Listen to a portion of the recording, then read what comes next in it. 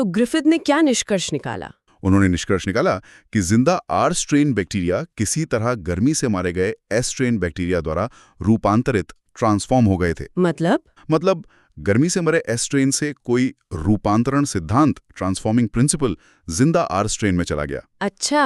और इस सिद्धांत ने आर स्ट्रेन को पॉलीसैकेराइड कोट बनाने और उग्र एस स्ट्रेन जैसा बनने में सक्षम बना दिया। तो ये जरूर आनुवंशिक पदार्थ का ट्रांसफर रहा होगा। हाँ, ये आनुवंशिक पदार्थ का ही ट्रांसफर था, लेकिन ग्रिफिथ ये नहीं बता पाए कि वो रूपांतरण सिद्धांत असल में क्या था, प्रोटीन, डीएनए या कुछ और। उसकी जैव रासायनिक प्रकृति अज्ञात रही। तो इस रहस्य को किसने सुलझाया? रूपांतरण सिद्धांत का जैव रासायनिक लक्षण वर्णन। उस समय क्या माना जाता था आनुवंशिक पदार्थ? उस समय ज्यादातर लोग मानते थे कि प्रोटीन ही आनुवंशिक पदार्थ है। तो एवरी, मैक्लियोड और मैककार्टी का उद्देश्य क्या था? उनका उद्देश्य था ग्रिफिथ के प्रयोग में उस रूपांतरण सिद्धांत की जैव रासायनिक प्रकृति का पता लगाना। उन्होंने कैसे किया ये?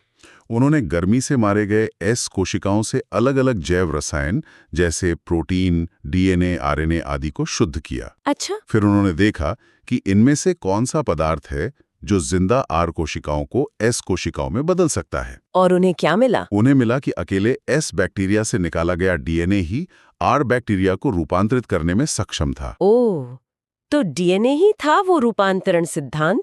हाँ, उन्होंने और भी परीक्षण किए।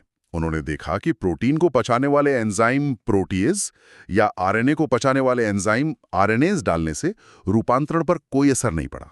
इसका मतलब रूपांतरण करने वाला पदार्थ प्रोटीन या आरएनए नहीं था? बिल्कुल। लेकिन जब उन्होंने डीएनए को पचाने वाला एंजाइम डीएनएज डाला तो रूपांतरण रुक गया। इससे तो पक्का हो गया कि डीएनए ही रूपांतरण कर रहा था। जी हाँ, उन्होंने निष्कर्ष निकाला कि डीएनए ही वंशानुगत सामग्री है। लेकिन फिर भी सारे जीव विज्ञानी इस बात से पूरी तरह सहमत नहीं हुए। तो वो निर्णायक सबूत कब और कैसे मिला? 5.2.1 आनुवंशिक पदार्थ डीएनए है। The genetic material is DNA. वो निर्विवाद प्रमाण मिला 1952 में एल्फ्रेड हर्शे और मार्था चेज के प्रयोग से। उन्होंने किस पर काम किया? उन्होंने जीवाणुभोजी यानी बैक्टीरियोफेज पर काम किया। ये ऐसे वायरस होते हैं जो बैक्टीरिया को संक्रमित करते हैं। अच्छा, ये कैसे काम करते हैं? बैक्टीरियोफेज बैक्टीरिया से चिपकता है और अपना आनुवंशिक पदार्थ बैक्टीरिया कोशिका के अंदर डाल देता है। फिर बैक्टीरिया कोशिका उस वायरल आनुवंशिक पदार्थ को अपना समझकर उसी के निर्देश पर और ज्यादा वायरस कण बनाने लगती है। तो हर्शे और चेज क्या जानना चाहते थे? वो यही पता लगाना चाहते थे कि वायरस से बैक्टीरिया में जाने वाला पदार्थ प्रोटीन है या डीएनए। उन्होंने प्रयोग कैसे डिजाइन किया? बहुत ही चालाकी से। उन्होंने 2 समूह बनाए वायरस के। पहले समूह के वायरस को ऐसे माध्यम में उगाया जिसमें रेडियोधर्मी फॉस्फोरस 32P था। फॉस्फोरस डीएनए में होता है, प्रोटीन में नहीं।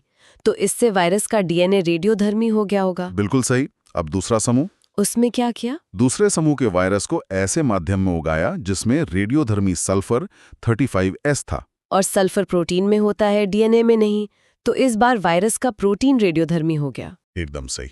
अब इन दोनों तरह के रेडियोधर्मी वायरस से अलग अलग इकोलाई बैक्टीरिया को संक्रमित कराया। ठीक है, संक्रमण हो गया। फिर संक्रमण के थोड़ी देर बाद उन्होंने मिश्रण को एक ब्लेंडर में जोर से हिलाया। ब्लेंडर में क्यों? ताकि वायरस के जो बाहरी खोल, प्रोटीन कोट, बैक्टीरिया से चिपके थे वो अलग हो जाएं। अच्छा। फिर उन्होंने मिश्रण को सेंट्रीफ्यूज किया, अब केंद्रण किया।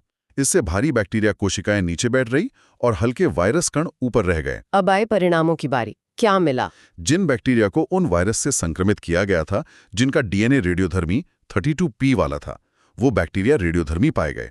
इसका मतलब डीएनए ही वायरस से बैक्टीरिया में गया था? हाँ, और जिन बैक्टीरिया को उन वायरस से संक्रमित किया गया था जिनका प्रोटीन रेडियोधर्मी 35S वाला था, वो बैक्टीरिया रेडियोधर्मी नहीं मिले होंगे? बिल्कुल नहीं मिले। इससे ये साबित हुआ कि प्रोटीन वायरस से बैक्टीरिया में प्रवेश नहीं करता है। तो निष्कर्ष क्या निकला? निष्कर्ष स्पष्ट था, डीएनए ही वो आनुवंशिक पदार्थ है जो वायरस से बैक्टीरिया में जाता है। इस प्रयोग ने डीएनए को आनुवंशिक पदार्थ के रूप में स्थापित कर दिया। बहुत ही निर्णायक प्रयोग था ये।